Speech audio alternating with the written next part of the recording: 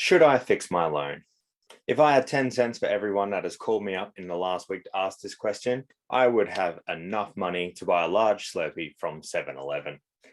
As we transition to a normalized cash rate, the banks are having just as much difficulty predicting the future as Phil Lowe, our governor of the RBA, who didn't expect to have to raise rates until 2024.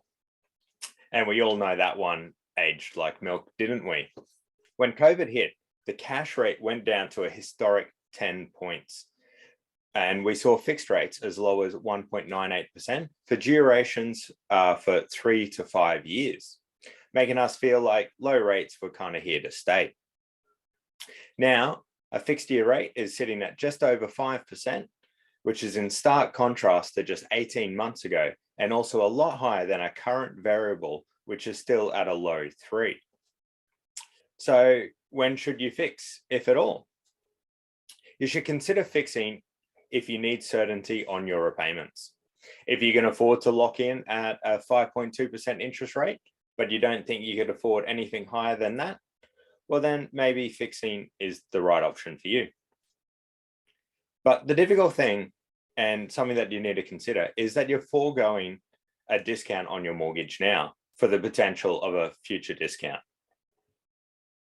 If you locked in for 3 years and had a $400,000 mortgage, you would end up paying around $57,000 in interest over those 3 years. But what if we left it variable? What would need to happen for you to be better off or worse off than that?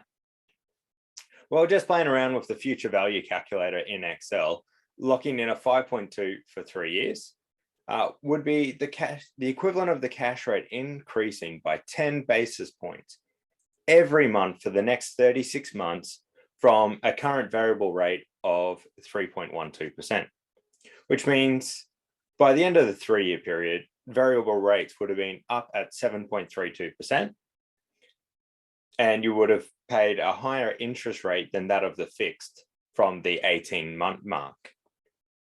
So you need to ask yourself, how high do you think interest rates will go?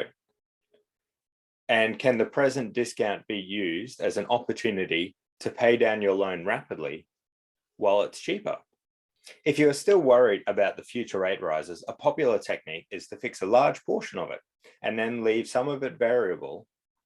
And this is great, so you get the best of both worlds. You can repay that variable quickly and you have the fixed known cost of the other portion of your loan.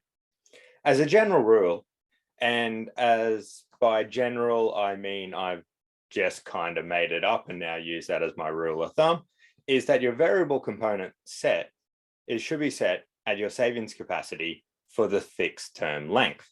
So what this means is if you're fixing for 3 years and you can save around $20,000 a year, have your variable set up for around $60,000.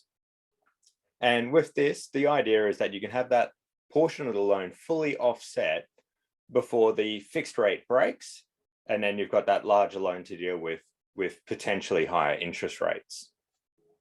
Now, there is no singular answer for whether you should be fixing or not, and it comes down to 4 things.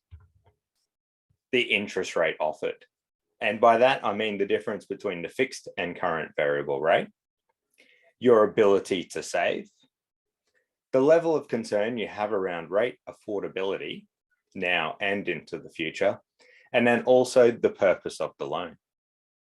If you want help setting up a debt busting plan and need someone to hold you accountable along the way, contact us at Funded Futures, as we can help you refinance if required, but more importantly, we can get together and put a tailored debt plan in force for your unique situation.